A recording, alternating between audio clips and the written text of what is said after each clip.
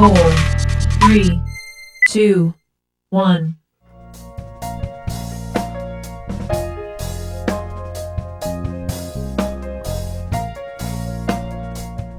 Welcome to Diagnosis Autism. I'm Crystal Holman, Executive Director of Autism Chapter Eastern Shore. We're here to give you the information, facts, and education regarding autism. We're here to help you help your children. Today we have a very special guest. Her name is Niki Runge. She's board-certified music therapist. Niki, I'm so happy to have you on our show. Thank you for having me. Well, my number one question would be, why would children with autism even need any type of music therapy? Music is one of the most basic human responses. It crosses boundaries. It crosses ability versus disability. You can be together in the same room with people from various abilities and all participate in music. Okay. So it is something that brings us together. But research also shows that many children respond very well to music as a motivator, as an organizer, as a way to experience relationships, for social skills. So it is one of those things that can be used to reach non-musical goals. Okay. Because of its wide variety of possibilities. Okay. Do the families that come to you for music therapy, do they need to have a diagnosis first? No. Generally what happens is that families contact me thinking that their children either responds very well to music or that music might be able to help them in some way, and they don't necessarily need to have a diagnosis. When I see families, we sit down together and we look at what the strengths are, we look at what the issues are, and we formulate a treatment plan together. Okay. So therefore they do not need a diagnosis. Now if they are going for funding, very often funding sources want a diagnosis, but that doesn't matter as far as them contacting me for services. And that's wonderful. I'm so glad that you're available for not just the family that has the diagnosis, but also the family that is not sure what's going on with their child, but they really need help. Absolutely. My other question is, what type of services or what kind of help do you feel you can help for the child that has autism? I mean, what can you do to actually help the child? I know my personal story, which I will bring about, and I want that to be part of the show, is that I know when I came to you, my son had been threatened with music. It was a little child taking cymbals and crashing it in his ears as loud as he could, and my son was very threatened with the music, and then another person singing in his ears as loud as they could. And my daughter, who was singing all the time, sun up to sundown, here she is singing her songs one day, and my son leaps across the room and almost rips her lips completely off. And here I've got one child ready to kill the other child, and I'm trying to stop the war, and all I knew to do was call you. Yeah, in that particular case, I mean, you had somebody who had a negative response. Yes. To really, the negative response was to the trauma, right. But it was coming in a musical form. So so we worked with being able to help him to see music in a positive way and have him associate it with positive experiences, which he did. Yes. And so each individual family is very different. Each child is different, whether or not they have autism or not. Each child with autism is very different. Yes, they have their own likes, their own dislikes, their personality strengths and interests. So when I see a child, what I generally do is I speak with the parents first and try to assess what's going on, what are they seeing as the needs, and what are they looking for as far as treatment goals. Okay. And so then we set up an initial appointment, and I'll see the child, and usually it takes about 45 minutes or so. And I'll have some musical experiences planned so that I can see how they respond, what they're drawn to, what they're not drawn to. And then I usually speak with the parents and we talk about what I saw and how it is alike or different from what they're seeing. And then we come up with a treatment plan together that is going to be non-musical goals. So we're using the music to reach the non-musical goals. Okay. So it's very individualized. And I know that the program you came up with for Hayden worked very, very well. He, not only did he enjoy the music, but he even got to where he started playing instruments and playing the drums and playing, and I'm thinking, oh my goodness, I'm so excited, you know. Right. You know, I had my own mini concert at your at your office. I was so excited. But he was doing very, very well. I know the other questions that I have are, what are the different services that you can offer when you have families that come in that have children with autism? What are the different services that you personally can offer the families or programs? When coming to my office, I usually provide individual therapy. Okay. Most of the time, I'm seeing younger children, so most of the time it's about 30 minutes a week. I have provided group therapy in the schools for schools that are willing to have me come in and work with the whole class together in group. Wonderful. I have also provided family therapy when needed. So usually those are the services that I provide, but also assessments, assessments for like IEP assessments for goals in schools to see if music can help with some of the IEP goals. Those are also services that I offer. Oh, well, wonderful. And are you getting a positive response from the other children when you go in and do a classroom setting? I'm assuming yes, because I've seen your class setting, and it's just a wonderful, wonderful thing for the children, and very entertaining and relaxing, and it makes them all have such a good time. You know, I remember the different groups that we would try to put on, where we would have I think maybe 10 kids in the room. And you got them all interacting, and we're talking non-social and social children with autism that had maybe no verbal skills whatsoever. Like Hayden had 0 when we were doing this. He had maybe 2 or 3, 4 or 5 words, whatever, at that time. So he was very minimal on social skills and verbal skills. And yet we would have, when you had the music groups, he just came alive, and it was so wonderful to see. And I know that I personally definitely believe in music therapy for the outcome of what has happened for Hayden. Where do children go to actually come see you or to contact you? I have an office on, my address is 212 East Main Street, Suite 211, and that's in Salisbury. And so I do have office hours, some after-school hours, and for those that are homeschooled, I can also see them during the day, during school hours. For some children, where the availability is that I can go to the school and go to their classroom, that's always an option that can be explored. Okay. And if you can go to the classroom, does the parent contact the school, or does the parent ask the principal? How does that come in play to be able to get you to be able to come to the school? That's a good question. Initially, the parent could ask, and could ask, could I come into the school?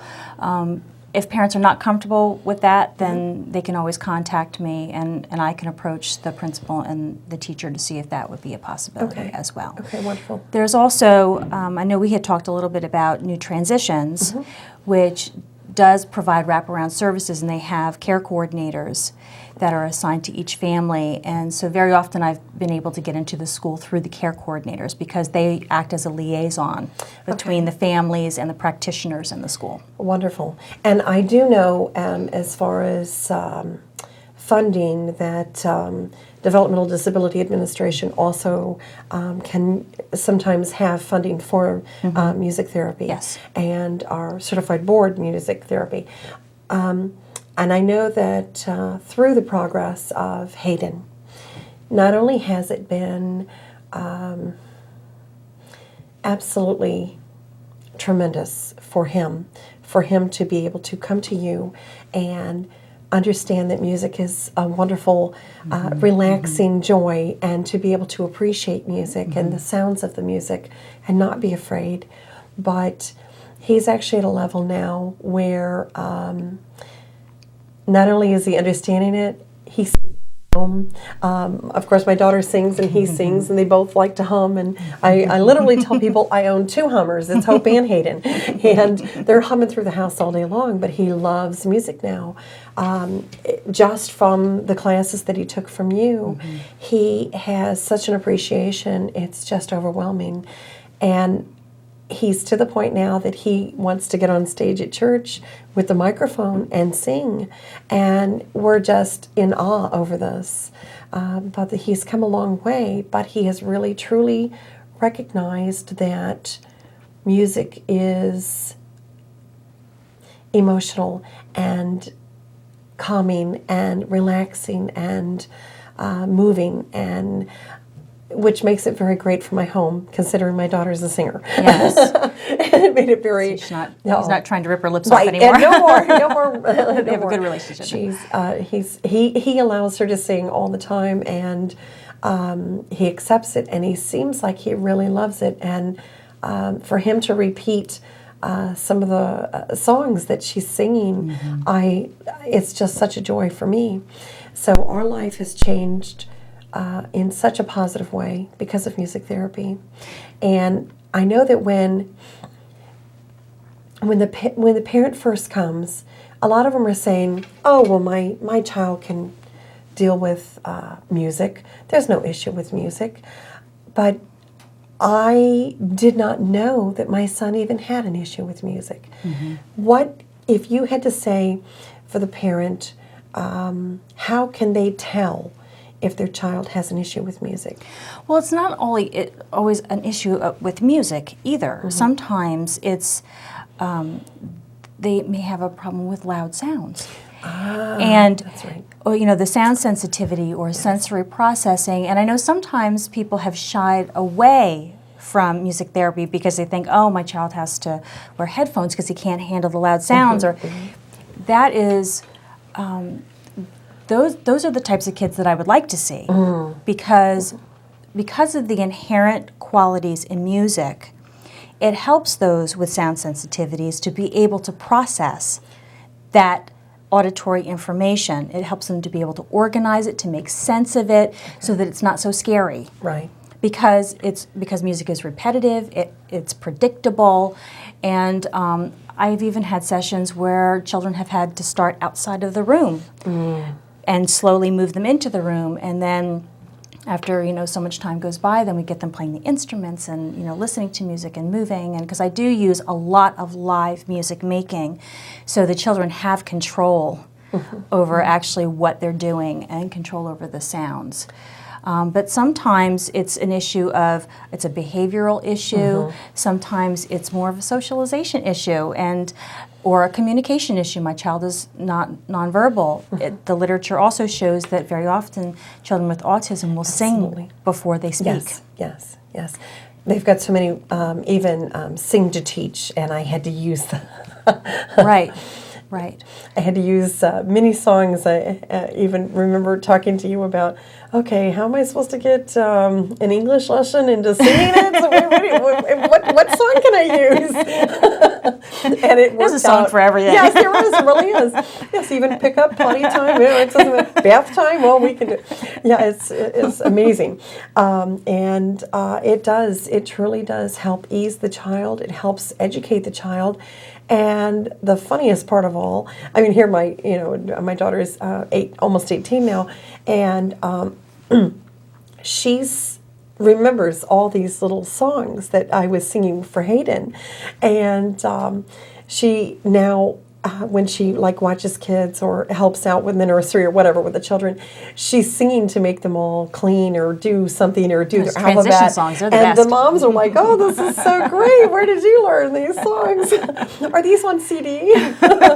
No, but we can make them though. But it's such a really warming message for the children to be able to learn and sing, and then them remembering it.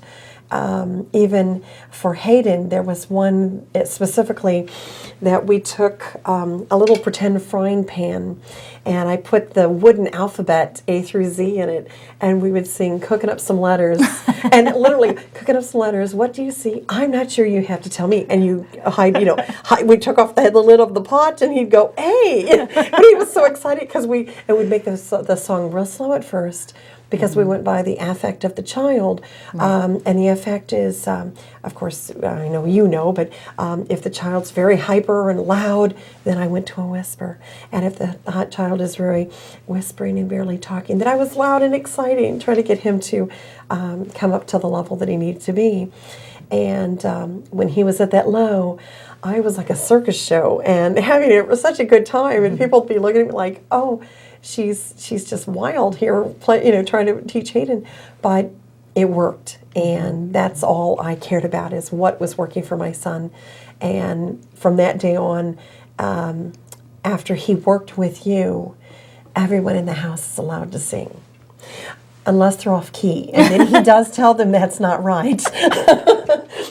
So it's a process, and now he's he's got such a great ear for music.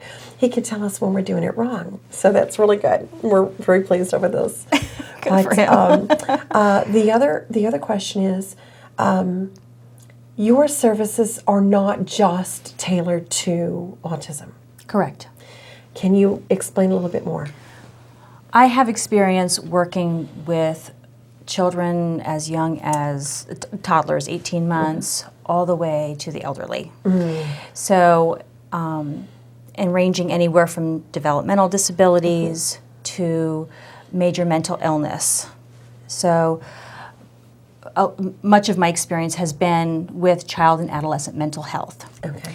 And just as much experience has been with developmental disabilities. So I do offer a wide range of services for children, mostly children and adolescents, but adults as well. Okay. And so, like, if they came in and they have a diagnosis of ADD or ADHD or... I see a lot. You see, okay. Or if they even come in and they have Down syndrome or, I don't know, maybe even... the beginning signs of Alzheimer's, you can still work with the person or the child or the infant. And just your run-of-the-mill depression and anxiety and bipolar disorder and those types of things as well. Oh, that's wonderful. And see, I don't think people are aware of what all is out there. That's one of the reasons I have this show, is to let the families know what is available, what is there to help them help their kids in every way. And if helping them would be through the music therapy or even through our support group of leading them to the funding so that they can afford to have the therapy, we're here to do that for the families. And I know that through the journey for Hayden, like I said, our world is so different. He is amazing with singing and music, and how even to the point of he's in the car and he'll tell us what CD to put in or what number to put it on, and if we make a mistake, again, he'll tell us that's not right, and he'll correct us on. But he knows even just the first 3 notes of the song, he knows that's not the right song. Whereas it takes me, probably 15 notes to go, oh wait, that's not the one he wanted. I don't have that ear, but he really does. And now also through the music therapy, you're also able to help the children that are like hyperactive side and to learn how to relax. Yeah, I work a lot on impulse control, on self-control, on safe expression of feelings, on anger management, on appropriate socialization, Okay. Having respect for boundaries, Yes. those types of things as well. Wow. And see, that's, again, this is something that I personally advise everyone to come see Miss Niki because she's amazing, especially with the relaxing and the calming. I've also got to experience that with Hayden and everything that we've gone through with him and his journey. But it has been a wonderful experience, and I do hope that the families that see this come out and contact you and see what it is to offer or what you can help with their children. It never hurts to contact the people. It never hurts to get the information. Even if you call and just ask Niki questions, find out what's available for your child, explain your situation, and see. I guarantee there's probably a way she can help you help your children. And again, today has been just a joy to have you on our show. And I hope that any of your updated services that if anything changes, please come back and let us know what's going on. And if you have any classes available, then I definitely let us know so we can try to put that word out there on PAC 14 that there's a place to take your children, there's a place to have fun, and there's a place for that child to get over the sensory of the noise or the threatening of the music or any type of anxiety or behavior issues, that they're able to come to you.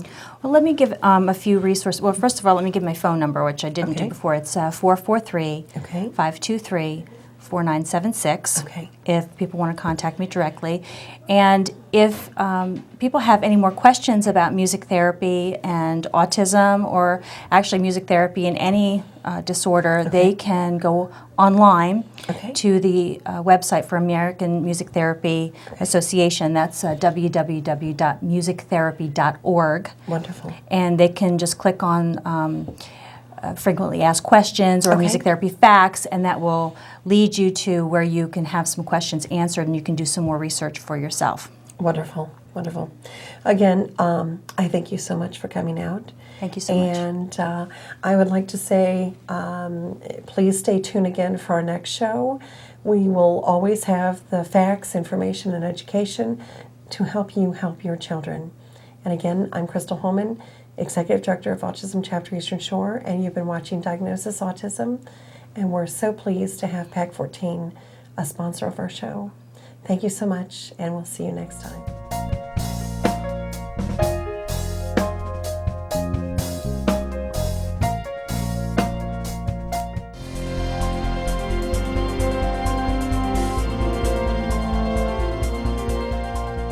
Would you like to see your community organization or nonprofit group featured on PAC 14?